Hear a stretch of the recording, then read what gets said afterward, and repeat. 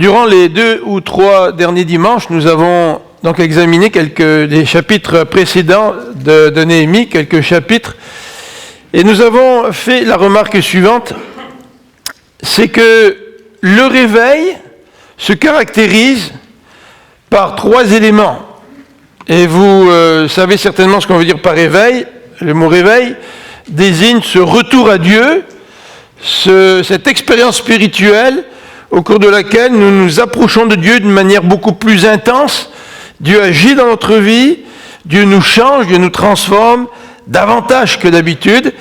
Et ce réveil peut s'appliquer à une vie individuelle, mais peut s'appliquer aussi à toute une communauté, tout un pays. Et dans le cas de Néhémie, nous assistons à un réveil et nous avons remarqué qu'il se caractérise par 2 éléments et un 3e que nous allons voir ce matin. Donc les 2 premiers éléments que nous avions soulignés dans les derniers dimanches, le premier c'était le suivant, la soif de la parole de Dieu dans Néhémie au chapitre 8. Dans Néhémie au chapitre 8, le peuple vient pour écouter la lecture de la loi. C'est lui qui vient. Il vient demander au leader de lire la loi. Et ils lisent la loi de l'aube, de 6h du matin jusqu'à midi. Et à la lecture de la loi, nous voyons que le peuple manifeste une repentance qui nous est décrite au chapitre 9. Et cette repentance se manifeste par des pleurs, par des gestes symboliques, ils portent le sac et la cendre. Donc c'est le 2e élément de la repentance. Vous vous souvenez certainement, dimanche dernier, je vous ai cité un auteur qui a affirmé que ce n'est pas parce que 50 ou 60 millions d'Américains se disent nés de nouveau qu'il y a forcément un réveil. Pourquoi ? Parce que d'après cet auteur-là, il ne voyait pas le signe de la repentance au sein de l'Église de Dieu. Donc le réveil, ce n'est pas le nombre. Le réveil se manifeste tout d'abord par la soif de la parole de Dieu, et ensuite par cette repentance que produit la parole de Dieu dans notre cœur. Et le 3e élément que je voudrais regarder avec vous ce matin, c'est celui de l'engagement. Il n'y a pas de véritable réveil sans vie transformée. Il n'y a pas de véritable réveil sans engagement. En d'autres termes, lorsque Dieu vient toucher notre vie, ça change notre vie. Et ce changement se voit. Ce changement se voit par ceux qui vivent autour de nous. Donc 3 marques du réveil, la soif de la parole de Dieu, la repentance et l'engagement. Alors l'engagement ne débute pas les 3 signes du réveil. En fait, je pourrais m'engager au service de Dieu, tout comme je m'engagerai dans une organisation quelconque, mais sans avoir soif de la parole de Dieu. Sans que la parole de Dieu provoque dans ma vie la repentance. Donc l'engagement, c'est le 3e dans un ordre progressif, le 3e élément du réveil. Un engagement qui ne s'enracine pas dans la soif de la parole de Dieu et dans un changement profond que Dieu opère dans notre vie, c'est de la religiosité. Et il en est de même pour la repentance. La Bible nous dit qu'il y a une repentance qui mène à la vie, puis il y a une repentance qui mène à la mort. La repentance seule ne suffit pas. Il y a des gens qui peuvent pleurer, se désoler sur le mal qu'ils ont commis, mais sans connaître aucun changement dans leur vie, et sans nécessairement avoir soif de la parole de Dieu. Et une soif intellectuelle de la parole de Dieu ne suffit pas non plus. Nous pouvons nous désaltérer intellectuellement en plongeant dans l'étude de la parole de Dieu, mais sans que ça provoque de repentance dans notre cœur, sans que ça provoque un engagement de nos vies. Donc si vous voudriez bien prier pour un réveil dans vos vies personnelles et dans nos vies en tant que communauté, bien prions pour que ces 3 éléments se retrouvent dans chacun de nous. La soif de la parole de Dieu, la repentance et l'engagement qui est le fruit d'une vie transformée. Alors ce matin, on va regarder rapidement, en faisant un survol de 3 chapitres. Le premier chapitre nous traite de l'alliance. Ça, c'est un engagement, l'alliance. Dieu a touché la vie du peuple, le peuple s'est repenti, et à un moment donné, le peuple a dit, maintenant, il nous faut nous engager pour Dieu. Et là, nous allons voir, d'un point de vue pratique, l'engagement du peuple qui se manifeste par une alliance. Mais par la suite, cette alliance va se consolider. Vous savez, une alliance peut être faite du bout des lèvres, mais cette alliance va se consolider, et elle va se consolider au chapitre 11. Nous allons voir la première consolidation qui suit l'alliance. Et nous allons voir aussi la deuxième consolidation à partir du chapitre 12 de Néhémie. Alors on va faire un petit survol de ces 3 chapitres. Je vous demande si vous avez votre Bible de la garder ouverte devant vous. De temps en temps, on va donc lire les passages appropriés au fur et à mesure que nous avançons dans notre étude ce matin.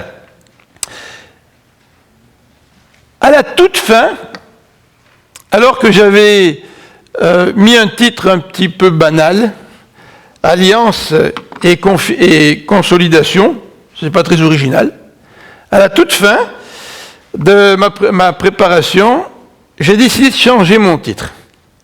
Et que mon titre soit une question.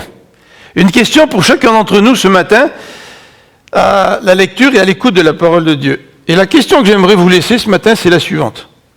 Es-tu consacré à l'Éternel? Es-tu consacré à l'Éternel? Parce que l'engagement, c'est la manifestation de la consécration à l'Éternel. Alors nous allons regarder un petit peu plus en détail ce que c'est que la consécration dans quelques instants.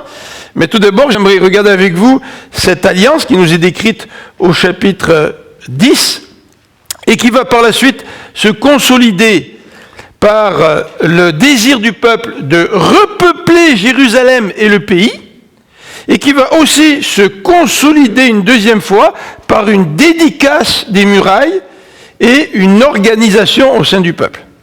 Alors, premier élément que j'aimerais voir avec vous, c'est cette alliance. Une alliance qui est très, très marquante, qui est très importante, une alliance qui est tout à fait sérieuse. Vous savez que nous pouvons rentrer dans une alliance avec légèreté. Une fois, j'ai assisté à un mariage, et le mariage, c'est une alliance. Et le couple a prononcé, comme d'habitude, ses vœux, et lorsque le marié a prononcé ses vœux, il l'a fait avec une désinvolture qui a marqué toute l'assistance. Tu sais, on peut prendre des vœux sans être très sérieux. Et en fait, par la suite, malheureusement, cet homme-là, quelques mois après le mariage, cet homme-là a révélé l'état de son cœur, puisqu'il ne s'était pas gardé exclusivement pour sa femme. Alors c'était dramatique, mais ça reflétait un petit peu l'attitude, le manque de sérieux lorsqu'il a pris cet engagement lors de cette cérémonie de mariage. L'alliance qui nous est décrite au chapitre 10, c'est une alliance sérieuse. Regardez au verset 1er. Verset 1er. À cause de tout cela, nous prenons un ferme engagement, selon ma version. Selon vos versions que vous avez, c'est peut-être le mot alliance qui est là. Littéralement, c'est une alliance. Nous prenons un ferme engagement que nous mettons par écrit. Ah là, c'est sérieux, on met ça par écrit. On veut garder, donc, une trace. L'acte scellé a été signé par nos dirigeants, nos lévites et nos prêtres. Je vous invite à sauter au verset 30, où il nous est décrit. Ah oui, avant d'aller plus loin, je voudrais vous dire qu'il y a peut-être des différences de un verset selon les versions. Hein. Donc ça peut être 29 pour vous, 30, donc c'est un petit peu mélangeant là. Mais si vous pouvez garder ça en mémoire, selon les Bibles, la versification change un petit peu. Donc au verset 30, tous donnèrent leur soutien aux compatriotes, les plus considérés d'entre eux. Ils promirent et s'engagèrent par serment à vivre en accord avec la loi de Dieu donnée par l'intermédiaire de Moïse, son serviteur, à obéir à tous les commandements de l'Éternel notre Seigneur, à ses articles de droit et à ses ordonnances, et à les appliquer. Très intéressant parce que cette alliance, elle est extrêmement sérieuse, et nous pourrions, et je ne vais pas hésiter à le faire, nous pourrions faire un parallèle avec l'Église locale. Alors on va le faire au fur et à mesure qu'on avance. Regardez le sérieux de l'alliance. Le sérieux de l'alliance nous est donc décrit au verset 1 que nous avons lu. C'est un engagement, une alliance, puis dans l'Ancien Testament, l'alliance c'était un engagement légal. Vous savez, quand vous faisiez une alliance avec quelqu'un, Abraham a fait des alliances au cours de sa vie, et il y avait toute une cérémonie autour de laquelle l'alliance s'accomplissait, se réalisait. Donc c'est un acte officiel qui ici est sanctionné par un document officiel. Vous savez, aujourd'hui, on n'aime pas ce qui est officiel.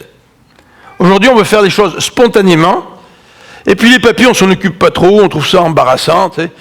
Et quand les questions d'aimer quelqu'un, de vivre avec quelqu'un, on préfère la plupart du temps s'accoter avec la personne, c'est plus simple, pas de papier à faire, tu sais. Puis on s'aime tellement qu'il suffit d'amour et d'eau fraîche, puis ça suffit. Tu sais. Mais on ne fait pas de l'essai. Aujourd'hui, on s'accote à l'essai. On va voir si ça marche, puis on verra après. Tu sais, on essaye, puis on verra. Mais ici, dans la Bible, non seulement pour le mariage, mais pour l'alliance en général, l'alliance, c'est un acte officiel. C'est un acte public. C'est un engagement que nous prenons. Alors, les deux parties s'engagent l'un envers l'autre, et leur engagement est tellement fort qu'il est officiel, au point où ni une ni l'autre ne puissent douter de l'engagement de l'un et de l'engagement de l'autre. Alors, c'est un document officiel, nous dit le verset 1. Le verset 1 nous dit aussi que ce document officiel, c'est signé, accompagné d'un serment. Il y a une promesse qui est faite, au verset 1, puis au verset 30. Lors d'un mariage, on n'est pas en train de signer simplement des papiers pour le gouvernement. Mais le gouvernement nous demande, nous oblige, nous les officiers d'état civil, à faire prendre les vœux des deux personnes qui s'engagent. Donc la signature est une chose, mais la signature n'est qu'un reflet officiel d'un engagement verbal, d'un serment qui a été prononcé. Vous savez qu'il y a une chose que Dieu est, c'est les gens qui font des serments et qui ne les tiennent pas. Donc les serments, c'est extrêmement, extrêmement important. Et c'est tellement important, cette alliance, que nous avons à partir du verset 2 jusqu'au verset 29, toute une liste de gens qui ont participé à l'alliance. Nous avons la liste des leaders, les prêtres, les lévites, les chefs de clan, ensuite toutes les autres personnes. On a une liste officielle de ceux qui font partie de l'Alliance.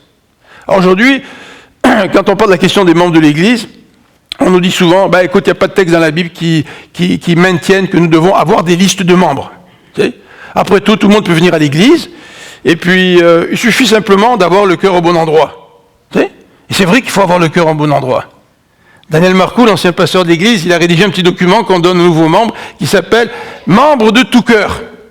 On ne veut pas être membre de l'Église sans que le cœur n'y soit. Vrai ? Mais que notre cœur y soit, c'est une chose. Et de rendre notre engagement comme membre officiel, ça c'est une autre chose. Vous savez, on peut fréquenter des églises pendant des années sans être membre. Et puis les gens nous voient, puis on fait même des services dans l'église. Mais finalement, ces gens qui servent dans l'église, certains d'entre eux ne sont pas tous nécessairement chrétiens. Mais ils ne se sont jamais engagés officiellement pour faire partie d'une liste de membres. Puis on n'aime pas l'expression liste de membres, n'est-ce pas ? Mais quand on parle de liste de membres, c'est un document officiel de gens qui se sont engagés, qui ont pris position, qui ont même fait une alliance avec une communauté, en disant, moi, je veux faire partie de cette communauté-là, je m'engage et je vais servir Dieu dans cette communauté. Alors, quand on dit qu'il n'y a pas d'exemple dans la Bible, où il n'y a pas de texte qui nous encouragerait à avoir des listes de membres, c'est pas tout à fait vrai. Parce que dans l'Ancien Testament, on avait des listes. Même dans le Nouveau Testament, il y avait des listes de veuves, des gens qui étaient sur la liste des veuves pour savoir quelles veuves l'Église devait aider. Et c'est important de s'affilier. Vous savez, dans le Nouveau Testament, on nous dit que les anciens sont responsables du troupeau. Qui fait partie du troupeau ? Je ne sais pas, il y a des gens qui viennent à l'église le dimanche pendant 5, 6, 7, 8, 10 semaines, puis après, on ne les voit plus, puis ils reviennent. Est-ce qu'eux font partie du troupeau ? Est-ce qu'on est responsable pour eux ? Qui fait vraiment partie de l'église de Dieu ? Et un des signes que le Seigneur a voulu nous donner, c'est lequel ? C'est celui du baptême. Et quand je me fais baptiser, j'affirme officiellement, et en tout cas pour l'église primitive, c'était la plupart du temps, c'était le cas, j'affirme officiellement au risque de ma vie que j'appartiens au peuple de Dieu. Ça, si ce n'est pas un engagement, je me demande, qu'est-ce que c'est qu'un engagement ? Et c'est important de savoir qui suit le Seigneur. La Bible nous dit que nous devons nous encourager les uns les autres à marcher dans le Seigneur. Et que une des responsabilités des leaders de l'Église consiste à aider les gens à devenir des disciples du Christ. Et c'est dans ce contexte que Matthieu dit en reprenant les paroles de Jésus, si quelqu'un a péché, va le voir. Si tu n'écoutes pas, bien prends un frère avec toi. Si n'écoute pas le frère, bien prends l'Église. Dis-le à l'Église. La communauté doit être définie. Comment est-ce que nous pouvons, en tant que leader d'Église, identifier qui fait partie du peuple de Dieu si la communauté n'est pas définie? Alors bien sûr, je peux être chrétien sans être membre d'Église. C'est vrai. Mais je peux aussi ne pas être chrétien puis fréquenter l'Église et le faire pendant des années. Je peux aussi avoir été élevé dans des familles chrétiennes. Et je peux même avoir fait une fausse profession de foi sans être chrétien. Voyez-vous comme les situations ne sont peut-être pas toujours aussi claires qu'on pense. Vous vous rappelez le témoignage de David? Je l'ai vu, David, il n'est pas loin, hein, David. David, tu étais élevé dans l'église ici, hein, David. C'est ça? David a été nommé diacre dans l'église. Et puis à quel âge tu avais? 28 ans? 27 ans. À 27 ans, il est diacre dans l'église, il se convertit. Vous vous rendez compte? Être membre d'église, c'est pas ça qui fait que tu es sauvé. Mais de l'autre côté, je ne peux pas utiliser ces situations-là et dire « Oh, on n'a pas besoin de savoir exactement qui fait partie de l'Église, pas important. Les listes, c'est pas vraiment important. » Pour l'Ancien Testament, c'était important. Il ne voulait pas qu'il y ait des gens qui assument le rôle de prêtre sans avoir prouvé par leur généalogie qu'ils descendaient d'Aaron, au-delà de la tribu des Lévites. Donc c'est très important, les listes à cette époque-là. Le cœur de l'alliance. Regardons dans ce passage, qu'est-ce que c'est que le cœur de l'alliance? Au verset 29 de Néhémie, au chapitre 10, ou 28 peut-être pour d'autres Bibles, le texte se lit comme suit. Se joignir à eux, donc ça c'est après la liste de toutes les gens qui ont participé à l'alliance. Se joignir à eux le reste des Israélites, des prêtres, des Lévites, les portiers, les musiciens, les desservants du temple, tous ceux qui s'étaient séparés des peuples étrangers pour suivre la loi de Dieu, de même que leurs femmes, leurs fils et leurs filles, et tous ceux qui étaient en âge de comprendre. Quand vous faites une alliance, en tout cas c'est le cas pour le mariage, et c'est le cas dans la marche chrétienne, quand vous faites une alliance, le premier élément de l'alliance, c'est une séparation. Je me sépare. Et ici, dans ce texte, il est dit, il est mentionné tous ceux qui s'étaient séparés des peuples étrangers. Donc il y avait des peuples qui vivaient aux alentours, et certains d'entre eux ont décidé de quitter leur propre peuple pour venir faire partie du peuple d'Israël. Donc il y a eu une séparation.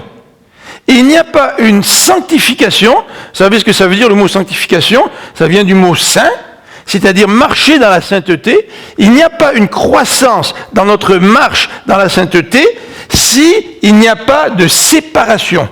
Donc il y a un élément négatif.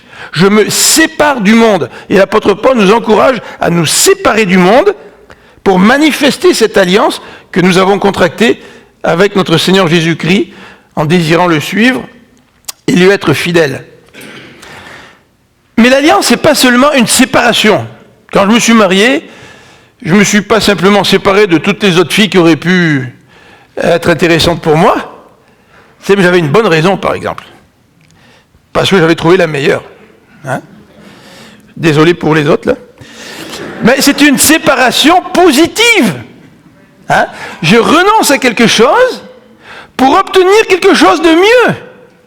Donc la vie chrétienne, c'est pas simplement quelque chose de négatif, qui est lourd à porter, puis il y a une loi, il y a des commandements, puis c'est tannant, c'est à suivre les préceptes du Seigneur. Mais non, c'est une séparation positive. Et le texte nous le dit au verset 29, ils se sont séparés des peuples étrangers pour suivre la loi de Dieu.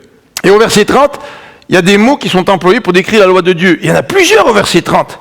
Regardez, ils promirent de s'engager par serment en vivre en accord avec la loi de Dieu, à obéir à tous ses commandements, lois, à les articles de droit, ses ordonnances. Vous voyez comme l'accent est mis sur la loi. Et c'est pas étonnant que David ait écrit ces fameux psaumes de la loi, le psaume 19 qui est tout petit, puis le psaume 119 qui est très long, dans lesquels il déclare tout son amour pour la loi. David avait compris l'importance de s'attacher à la loi de Dieu. Je me sépare pour m'attacher à quelque chose qui est bon pour moi. Dans ce passage, non seulement nous voyons une séparation négative, une séparation positive, en quelque sorte, nous voyons aussi un engagement communautaire.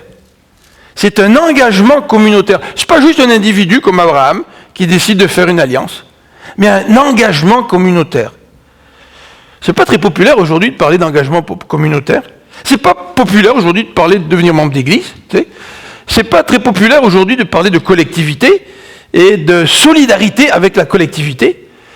Mais ici, nous parlons de peuple de Dieu, nous parlons de famille de Dieu, nous parlons d'églises locales qui manifestent concrètement ce que c'est que la famille de Dieu, là où Dieu nous place.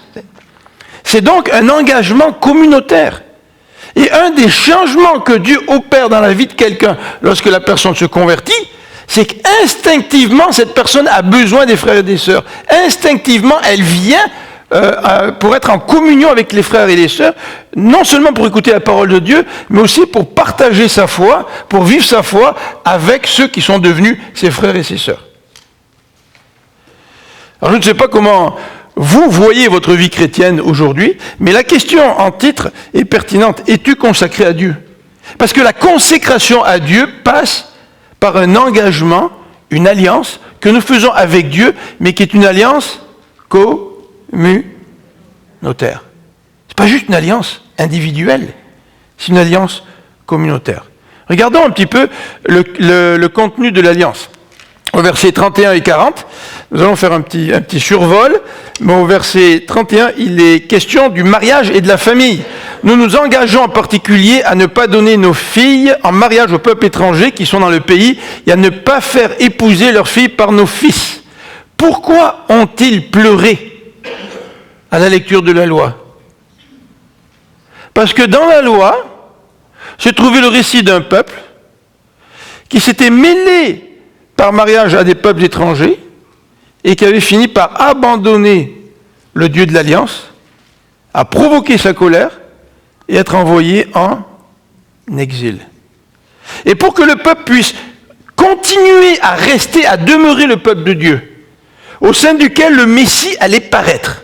Donc pour que le peuple puisse survivre en tant que peuple de l'Alliance, il fallait que le peuple, dans son alliance, puisse s'engager à ne pas faire des mariages mixtes. Verset 32. Le verset 32 nous parle du sabbat. On en reparlera un peu plus le dimanche prochain, mais nous est dit à ne rien acheter le jour du sabbat et les jours de fête aux gens du pays. Si les gens du pays amènent de la nourriture, amènent toutes sortes de produits, engagez-vous le jour du sabbat à ne pas faire de commerce avec eux. Là, les questions de sabbat. Vous savez, le sabbat, si nous voulons respecter le sabbat, ça demande un acte de foi. Alors je ne parle pas ici du sabbat, du samedi pour nous chrétiens de la Nouvelle Alliance. Les chrétiens sous la Nouvelle Alliance, ils se réunissent le dimanche pour célébrer la résurrection de Christ. Alors, puisque le sabbat ne s'applique pas à nous, nous avons tendance dans nos milieux évangéliques à ne pas vraiment accorder d'importance au jour du Seigneur. Le dimanche, c'est le jour du Seigneur. Et même si la théologie du Seigneur, du jour du Seigneur, n'est pas la même que celle du sabbat, la question se pose. Est-ce que je respecte le jour du Seigneur? Vous savez, refuser de faire du business au jour du sabbat, c'est un acte de foi en se disant, Seigneur, j'ai une belle occasion là. Là, j'ai une belle occasion de faire de l'argent. Ou j'ai une belle occasion d'acheter quelque chose pour moi là. C'est un bon coup que je vais faire. Mais c'est le jour du sabbat. Ben Seigneur, par la foi, je crois que tu prends soin de moi. Je crois que tu diriges mon business. Tu diriges mes affaires. Et par la foi, je ne ferai pas d'affaires le jour du sabbat. Est-ce que nous avons besoin aujourd'hui, gens de la Nouvelle Alliance, d'exercer la même foi en ce qui a trait au dimanche? Vous savez, il y a beaucoup de gens qui sont obligés de travailler le dimanche. Dans le domaine, par exemple, de la santé, les gens sont obligés de travailler le dimanche. Mais dans bien des situations, sommes-nous véritablement obligés de travailler le dimanche? Ou ne pouvons-nous pas présenter le défi à Dieu en disant, Seigneur, tu connais mes besoins, tu sais que j'ai besoin de travail, il y a des étudiants qui ont besoin de travail, et malheureusement, tous les magasins sont ouverts le dimanche, Puis il y a beaucoup d'offres pour les étudiants le dimanche, mais qu'est-ce qu'un étudiant chrétien devrait faire? Accepter de travailler le dimanche parce que ses besoins financiers sont en premier dans sa vie? Ou est-ce que l'étudiant chrétien ne devrait-il pas plutôt présenter ça à Dieu en disant « Seigneur, tu connais mes besoins. Tu les connais là. Puis je voudrais au moins être en communion avec toi, avec ton peuple le dimanche. Et Seigneur, j'aimerais que tu m'aides pour trouver quelque chose qui puisse me permettre de gagner ma vie, mais en étant à l'église le dimanche. » Alors vous me comprenez, hein, dans certains cas, c'est impossible. Vous êtes dans le milieu médical, par exemple, c'est impossible. Mais dans d'autres cas, est-ce que c'est vraiment possible? Est-ce que le Seigneur ne voudrait-il pas que nous puissions mettre à part ce jour-là, le jour du Seigneur, pour pouvoir le respecter, adorer le Seigneur et être en communion avec nos frères? Donc c'est un engagement, ça, de respecter le sabbat. Un autre engagement, c'est de s'occuper du temple et des offrandes. Alors je vais vous laisser lire cette section qui débute au verset 33, vous pouvez le lire chez vous, jusqu'à la fin au verset 40. Donc il y avait un engagement que le peuple a pris envers le temple, le fonctionnement du temple, les offrandes, pour que le culte puisse continuer. Dans l'Ancien Testament, à plusieurs reprises, les Lévites et les prêtres sont rentrés chez eux. Parce que le peuple ne participait plus aux frais et au fonctionnement du temple.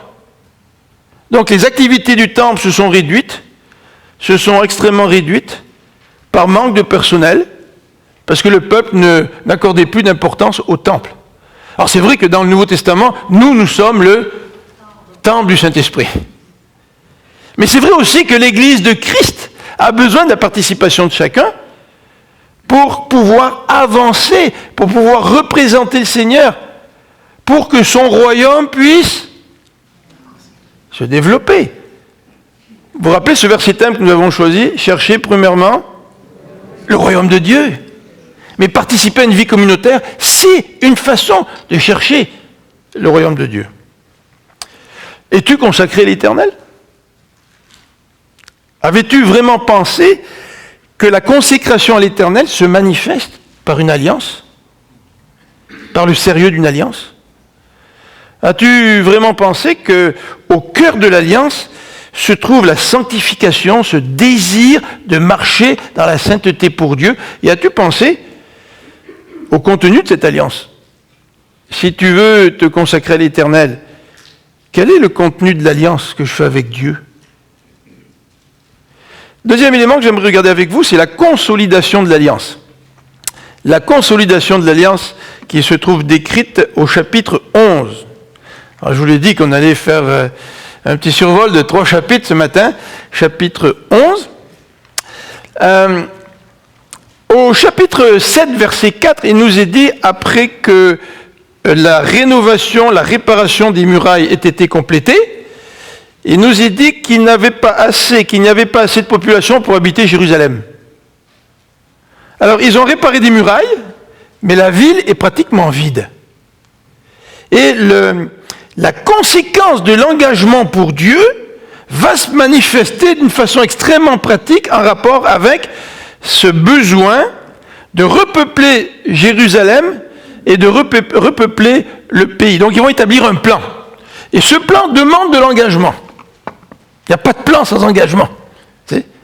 C'est beau d'avoir des militaires qui sont dans leur quartier général et qui font des plans sur papier ou sur ordinateur, puis quand il s'agit de les exécuter, il n'y a personne. Ça ne sert pas vraiment à grand-chose.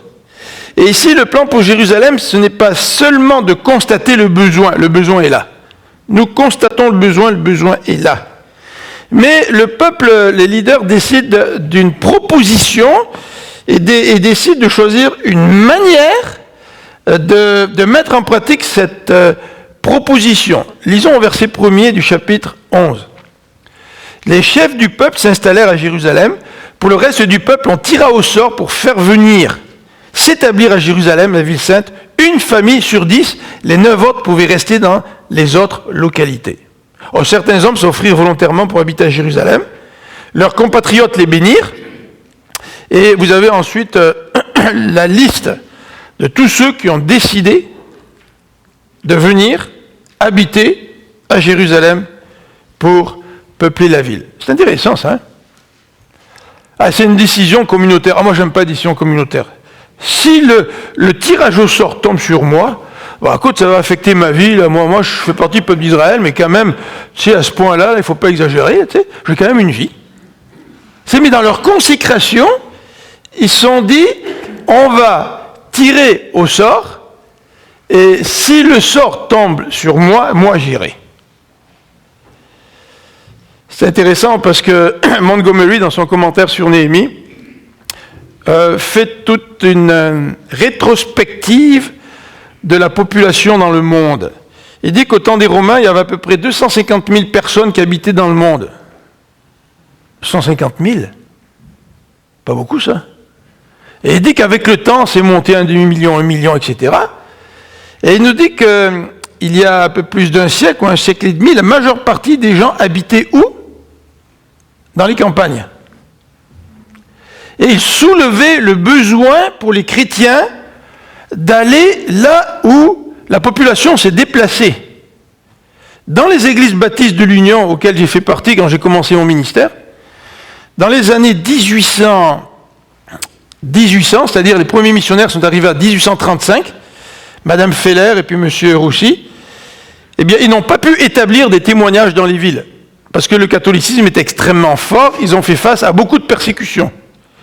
Mais ils ont pu établir des églises en campagne. Et ils ont pu s'établir tout d'abord à Saint-Blaise, puis après dans plusieurs autres campagnes. Saint-Blaise, c'est sur la rive sud. Et par exemple, par la suite, lorsque la société au Québec s'est urbanisée à une très grande vitesse, bien, il y avait peu d'églises en milieu urbain. Vous savez, quand l'église du Plateau a voulu débuter, une église au Plateau à laquelle Mathieu Charret appartient maintenant, puisqu'il habite à Montréal, vous vous rappelez de Mathieu Charret, hein? Bien, le pasteur a demandé à ses membres de déménager au Plateau.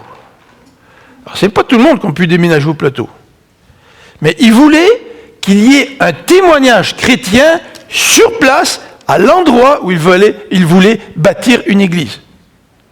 Lorsque j'ai lu l'histoire de la croissance et du développement de la plus grosse église au monde, à Séoul, c'est une église pentecôtiste, bien, j'ai lu le témoignage d'une femme qui regardait son environnement et qui s'est dit « Oh, il y a un gros bloc appartement là-dedans, il n'y a pas de témoignage chrétien. » Elle a déménagé pour habiter dans ce bloc et pouvoir se promener de temps en temps dans la journée en prenant l'ascenseur pour rencontrer les gens, pour les inviter à prendre du thé chez elle et à leur témoigner du Seigneur. Vous savez, l'engagement que le peuple a pris là, de repeupler Jérusalem, c'est un engagement qui reflète une consécration. À quel engagement le Seigneur t'appelle pour que cet engagement reflète une consécration de ta part? Il y a un coût, hein?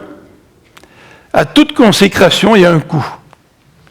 Je me concentre à la discipline sportive qui est la mienne. Je me concentre à étudier un instrument parce que je veux être un musicien performant qui donne des concerts à travers le monde. Je me consacre à mes études. Ça veut dire qu'il y a un prix en quelque part. Les fins de semaine, tu ne les vivras pas comme tes copains. Tu sais? Il y a un prix en rapport avec les relations, même avec la famille. Hein? Il y a un prix à payer si tu veux obtenir un objectif, si tu veux atteindre un objectif. Et là, il y a un coût. Le verset 20 nous dit d'une façon extrêmement nette quel est le coût. Regardez avec moi le verset 20 de ce passage. Le verset 20 nous dit le reste des Israélites, c'est-à-dire ceux qui ne se sont pas établis à Jérusalem, le reste des Israélites, des prêtres et des Lévites, étaient établis dans toutes les villes de Juda, chacun dans son patrimoine. Ça veut dire sur ces terres, les terres qu'ils ont reçues de leurs ancêtres. Mais ceux qui ont décidé d'habiter Jérusalem et de peupler la capitale, ce sont des gens qui ont renoncé à habiter dans leur patrimoine. Ils ont renoncé à un droit. Vous savez, la consécration, ça passe par là. Hein. La consécration, c'est de renoncer à des droits. Et souvent, dans les églises, où les membres ne sont pas consacrés, on entend toutes sortes d'excuses qui, d'un point de vue humain, sont des excellentes excuses, parce que ces excuses soulignent le droit que les personnes ont d'agir de la manière dont ils agissent. Ben, si c'était le cas, le Christ il serait resté dans son ciel. Parce que lui avait tous les droits de rester dans le ciel, tous les droits de rester auprès de son Père.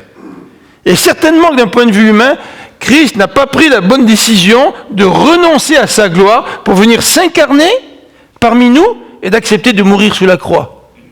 La consécration a un coût. Et le coût, c'est ce qui est légitime dans nos vies. Est-ce que nous sommes prêts à payer ce genre de coût si le Seigneur nous appelle à se consacrer davantage à lui? Ce sacrifice, je vous fais remarquer, ce coût qui consiste à quitter son patrimoine, s'appuie sur l'alliance. Je ne pense pas que dans l'état d'esprit des gens, le peuple s'attendait à ce que quelqu'un laisse son patrimoine parce qu'il avait été tiré au sort, puis parce qu'il est forcé, il n'a pas le choix, tu sais, là je m'en vais, il faut que j'aille habiter à Jérusalem, tu sais, puis c'est plate, elle habite à Jérusalem, là. Et non, ce sacrifice qu'ils ont fait, ils l'ont fait de bon cœur, parce que ce sacrifice repose sur l'alliance, sur un engagement dans une alliance envers Dieu. Combien c'est agréable de voir des hommes et des femmes qui font des sacrifices pour Dieu, mais qui le font avec joie. Et que le sacrifice qu'ils font est plus grand que les droits auxquels ils renoncent. Mais quand quelqu'un fait un sacrifice pour Dieu, mais que son droit est plus important que l'alliance, ben il va le faire de mauvaise grâce, avec un cœur lourd, sans joie, sans reconnaissance envers son Dieu. Vous savez, on pourrait appliquer ça de différentes manières. Je vous ai donné l'exemple de cette dame qui a déménagé, qui a quitté son appartement, une dame âgée, qui s'est dit, moi je vais aller habiter dans un building où il y a beaucoup de gens qui vivent, parce que là je veux qu'il y ait un témoignage chrétien. Tu sais, elle a posé un geste, elle a pris une décision, il y a eu un coût à payer. Mais quand vous faites de l'essaimage d'église, vous savez ce que c'est que l'essaimage d'église? Une église grandit, puis à un moment donné elle se dit, ah ben là il faut commencer une église fille, puis on va prendre une partie de nos leaders, une partie de nos membres, puis on va les envoyer commencer une église fille. Généralement, quand cela arrive, il y a souvent un moment de crise dans l'église, là. Parce qu'il y a plein de gens qui ne veulent pas quitter leur église mère, là où ils sont bien, tu sais. Et pourtant, il n'y a pas de croissance d'église qui pourrait se faire, une croissance d'église aussi solide que celle de l'essaimage. Si tu arrives à une église à 200, 300, 400 personnes, puis tu dis maintenant, là, on va prendre 100 personnes de notre église pour former une église fille. On va prendre des bons leaders, il faut qu'on ait des bons leaders. Vous savez, quand Paul et Barnabas ont quitté Antioche, hein, il y a eu un coup pour l'église d'Antioche. C'était les deux meilleurs leaders qui sont partis. Et certainement que des gens n'ont peut-être pas compris ça. Et des gens qui aimaient Paul, qui l'aimaient par-dessus tout. Pourquoi tu t'en vas, Paul? T'es tellement bon, Paul. Puis t'es tellement bon enseignant, Paul. Puis t'es dynamique, Paul. Pourquoi est-ce qu'il faut que tu partes? C'est servir le Seigneur, il y a souvent un coût. Quand je pense à cette église, à Séoul, la plus grande église au monde, ils ont grandi en développant les cellules. Ils ont des petits groupes pendant la semaine, là, puis quand le petit groupe arrive à 12 ou 14, ils coupent le petit groupe en deux. Puis il faut que les deux petits groupes, le petit groupe est coupé en deux, ils deviennent plus petits, il faut qu'ils se lancent là, puis qu'ils grandissent de nouveau, pour que quand ils arrivent à un certain nombre, ils se coupent en deux encore une fois, tu sais. En fait, c'est la division des cellules qui permettent la croissance de l'église. Il y a un coût à ça.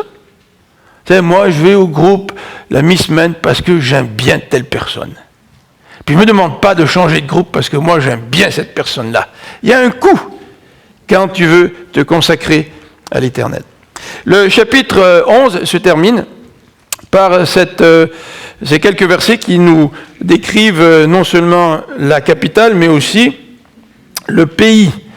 Et on nous donne quelques détails sur le peuple qui s'établissent dans la région de Juda et qui veulent peupler la région de Juda. Et c'est intéressant parce que le fondement de cette décision, c'est la promesse qui a été faite à Abraham. Dieu lui a dit, je te donnerai un pays Et c'était très important pour eux de reprendre possession du pays. Ils en avaient le droit, l'empereur leur donnait le droit. Combien de Juifs sont restés dans la capitale de l'empereur? Ils avaient un bon travail? Ils étaient peut-être au service du roi, dans l'administration? Combien d'entre eux ont décidé de rentrer avec Esdras et Néhémie pour venir à Jérusalem, la petite ville dont les murailles étaient à moitié détruites, qui n'était même pas habitée convenablement, et qui était peut-être, peut-être le pays le plus pauvre, la région la plus pauvre de tout l'Empire perse. Peu de gens sont venus. Mais certains ont relevé le défi, parce qu'ils étaient consacrés à l'Éternel. Et ils croyaient aux promesses de l'Éternel. Ils croyaient que la promesse du Messie allait venir au travers d'un peuple, et ils voulaient contribuer à l'épanouissement de ce peuple de Dieu. Donc pour eux, c'était nécessaire de reprendre la possession du pays. Vous savez, comme une application que l'on pourrait faire de cela très rapidement, on l'a dit quand on a parlé du royaume de Dieu, cherchez d'abord, premièrement, le royaume de Dieu. Le royaume de Dieu doit s'étendre. Le royaume de Dieu doit s'étendre. Est-ce que je sers le royaume de Dieu ou est-ce que je sers mon propre royaume? Deuxième élément, deuxième consolidation, qui est le dernier aspect de cette présentation ce matin, c'est la dédicace des murailles. Vous savez, on peut faire une dédicace juste par rite religieux. Mais je ne crois pas qu'ils l'ont fait par rite religieux. Je crois que la dédicace dont il est question ici au verset 30 du chapitre 12, c'est une dédicace qui est la conséquence d'une alliance qu'ils ont prise face à Dieu. Et cette dédicace a pris tout un sens particulier à cause de l'alliance. Qu'est-ce que c'est qu'une dédicace? La dédicace, ça vient d'un mot latin. On ne fera pas du latin ce matin. Mais la dédicace veut dire ceci, c'est que je donne à Dieu soit un objet, soit je me donne à Dieu pour qu'il me contrôle et qu'il m'utilise. En d'autres termes, c'est quoi une dédicace? C'est que tu dis, Seigneur, avant j'étais esclave du péché, maintenant je veux devenir ton esclave, ton serviteur. Puis il n'y a pas de plus grand maître que celui qui donne sa vie pour ses esclaves, n'est-ce pas? Le mot esclave, on n'aime pas ça. Mais trop souvent, nous sommes esclaves de nos propres passions et de nos propres désirs. Alors que ce que Dieu veut, c'est que nous puissions devenir ses esclaves, ses enfants, parce que lui veut nous bénir au travers de son plan. Et veut nous utiliser comme bon lui semble. Alors la définition de la dédicace, c'est de se donner à Dieu pour que celui-ci nous contrôle et nous utilise. Et le verset 30 nous parle de la dédicace des gens. Regardez le verset 30. Les prêtres et les lévites accomplirent les rites de purification, tant pour eux-mêmes que pour le peuple, pour les portes et pour la muraille. C'est intéressant, ce sont des gens qui sont dédiés au Seigneur. C'est vrai qu'au verset 3, au verset 30, on nous parle de la dédicace des objets, des portes, des murailles. Je suis certain, là, j'étais pas là en 90 quand cette église a été construite, mais je suis certain qu'il y a une dédicace. C'est vrai, Michel, il y a une dédicace? Là, Michel Charret se rappelle. Il y a une dédicace. Alors, qu'est-ce qu'on a fait? On a construit l'église, puis maintenant, on prend l'église au travers d'une cérémonie, puis symboliquement, on donne cette église à Dieu pour que Dieu puisse l'utiliser pour sa propre gloire.